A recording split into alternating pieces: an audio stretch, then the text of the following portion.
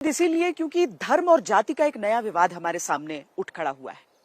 धर्म संसद इसीलिए क्योंकि एक तरफ जो हमारे देश के ऐसे लोग हैं जो कहते हैं कि देश को एकजुट होना होगा तो जातियों को मिटना होगा, वो इस समय सोच क्या रहे हैं। हमारे साथ इस समय स्वामी रामदेव है। स्वामी रामदेव, आपका बहुत बहुत स्वागत है।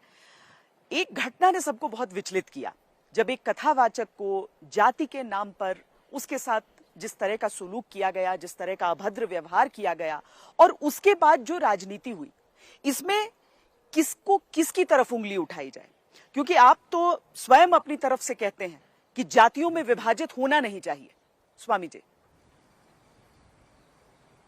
और मैं इसको ऐसा बोलना चाहूंगा श्वेता जी, ब्राह्मण, क्षत्रिय, वैश्य, शूद्र, दलित, आदिवासी, वनवासी, भारतवासी किसी पर भी कोई अत्याचार करेगा, अन्याय करेगा, कोई भेदभावपूर्ण व्यवहार करेगा, उसका सबसे पहला विरोध करने वाला, और खाली विरोध करने वाला ही नहीं, उस अत्याचार करने वाले, पाप अन्याय करने वाले को दंड दिलाने के लिए भी कोई पहल करने वाला होगा तो स्वामी रामदेव होगा।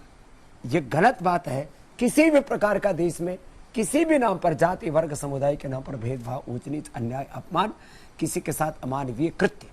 दूसरी बात, जो ऐसा करते हैं वो बौद्धिक दिवालियापन के, इंटेलेक्चुअल बैंक करप्सी के शिकार है।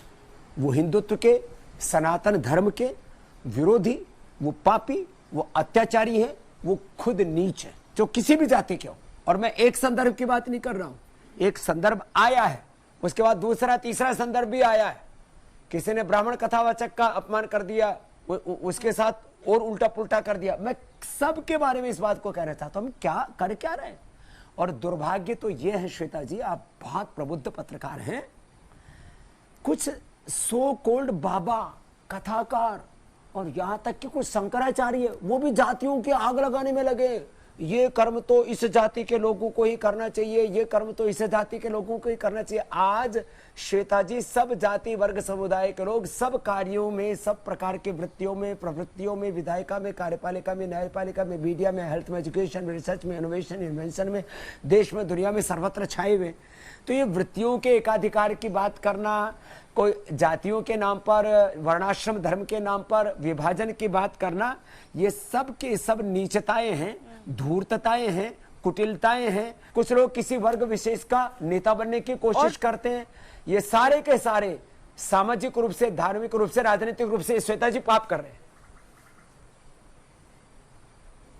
और स्वामी जी, अगर हम पौराणिक रूप में अगर हम देखें तो क्या ऐसा है वाकई कि आज जाकर ये सारी चीजें हो रही हैं? मुझे तो इतिहास, हमारे जो ग्रंथों के रचयिता हैं, हमारे बड़े बड़े पीठाधीशों के पंडित हैं, जो जातियों के उस खांचे को तोड़कर वो आगे बढ़े।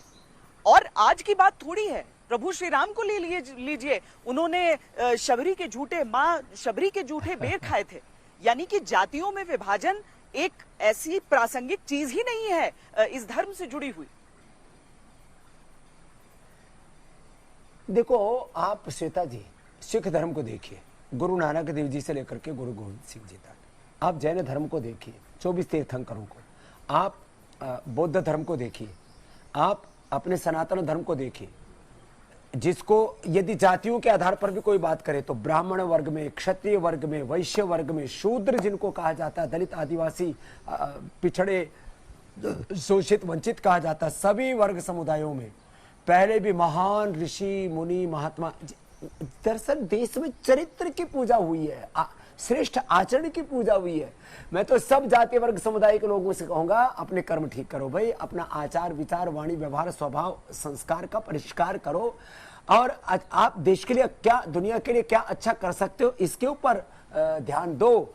ये ऊंच नीच का भेद भाव का बीज मत डालो। और जो ऐसा भेदभाव का बीज डाल रहे हैं, उन शंकराचार्यों का, उन महामंडलेश्वरों का, उन सोकोल्ड कथाकारों का, जो अलग अलग प्रकार के ठेकेदार बन करके इस देश को तोड़ने का काम कर रहे हैं, इनका सामाजिक, आर्थिक, राजनीतिक, धार्मिक पूर्ण बहिष्कार होना चाहिए।